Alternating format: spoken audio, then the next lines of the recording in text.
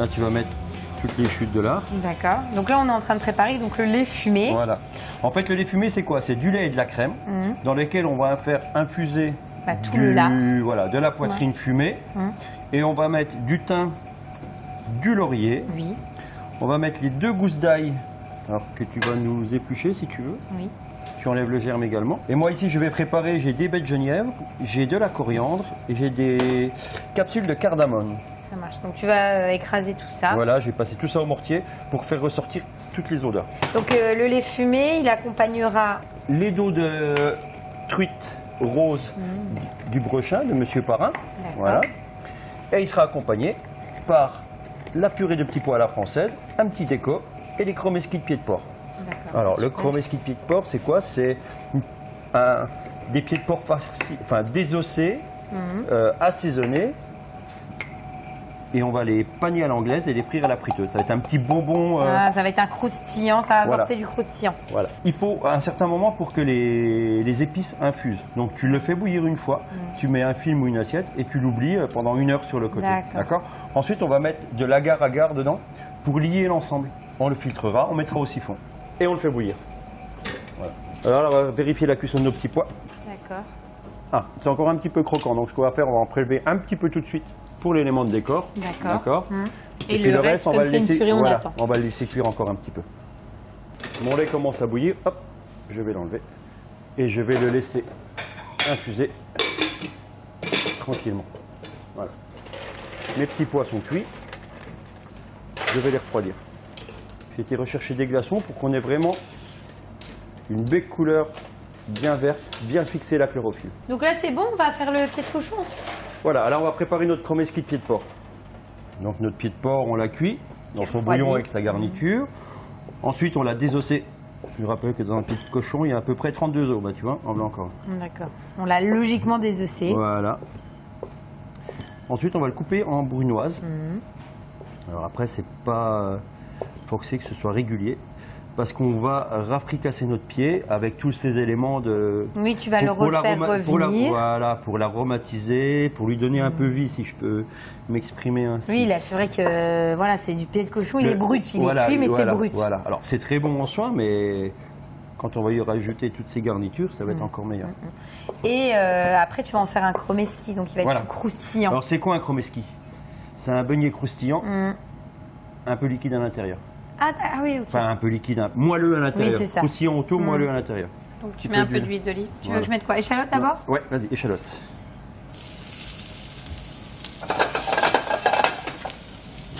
Bon, on va laisser suer les échalotes. Le chromesquis, de toute façon, toute cette préparation-là, je la fais bien en amont, puisqu'après, il faut laisser à chaque fois refroidir. Là, on va le... Tu peux me les faire, tu peux même faire 5-6 pieds et tu te fais... les chromesquis, tu te les mets au congèle et puis après tu les sors quand tu veux. Ah oui, ok, d'accord. Un chromesquis de pied de porc, comme ça, tu fais une petite ravigote, une petite grébiche, un apéro. C'est top. Tu prends une petite coupelle, tu mets ta grébiche, tu mets ton chromesquis. Alors, pied de porc ou tête de veau. À ce moment, la carte, je vais le faire avec la tête de veau. Filet de cuite tête de veau, ça marche bien. Allez, vas-y. Je mets le pied. Tu mets le pied, vas-y. Donc là, on va le faire compoter un petit peu. D'accord. Donc là, il va remonter en température, donc forcément, il va fondre un peu. Il va partir un petit peu en purée.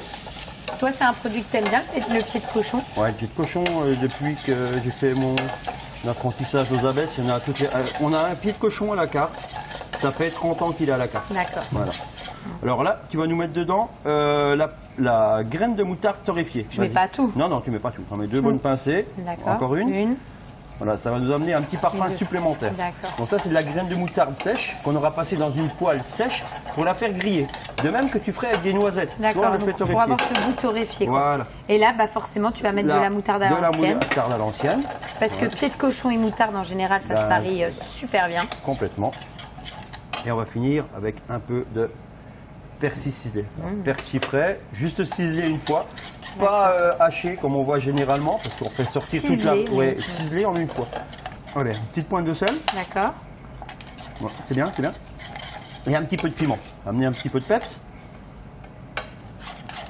Voilà, parfait.